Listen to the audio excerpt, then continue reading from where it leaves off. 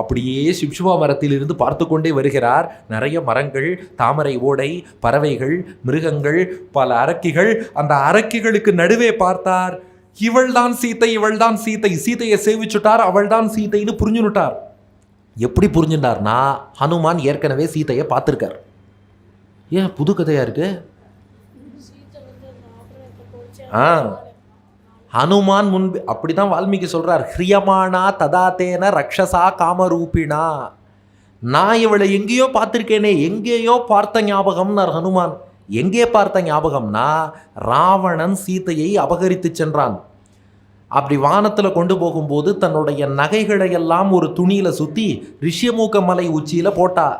அதை அங்கிருந்த குரங்குகள்லாம் எடுத்துட்டா. அதில் ஒருத்தர் தான் ஹனுமான். அப்போ ராவணன் 10 மாதம் முன்னாடி ஒரு பெண்ணை கடத்தி சென்றானே, அவள் தான் இவள்.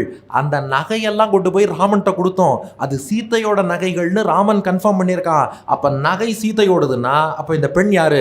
அவள் சீத்தை தான்.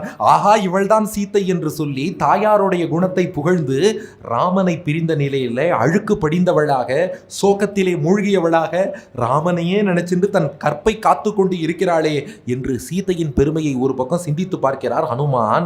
மற்றொரு புறம் சுற்றி இருக்கிறவாள்லாம் பார்த்தா பல பல அரக்கிகள். பல பேருக்கு பார்த்தா ஒரு கண்ணு, ஒரு காது. சில பேருக்கு பார்த்தா வயத்தில் வாய் இருக்குது. வாயும் வயரமாக இருக்கிறது வேற, வாயே வயத்தில் இருக்கிறது வேற. இன்னொத்திக்கு பார்த்தா நெத்தியில் மட்டும் ஒரு கண்ணு இருக்குது. ஒத்திக்கு தலைக்கு மேலே மூக்கு இருக்குது. தேனடையை சுற்றி தேனீக்கள் மொய்ப்பது போல சீத்தை நடுவில் இருக்கா. தேன் பூச்சி மாதிரி கொட்டுவது போல அவள்கிட்ட வந்து ராவணன் ஆசைக்கு இணங்கு, ராவணன் ஆசைக்கு இணங்குன்னு தேன் பூச்சி போல அவளை கொட்டிகிட்டே இருக்கா. சீத்தையோ முகமெல்லாம் ஏக்கம். ராமா, நான் உன்னை எப்போ காணப்போகிறேனோ, ராமனை எப்போ காணப்போகிறேனோ அந்த ஏக்கத்தில் இருக்கிறாள் சீத்தை.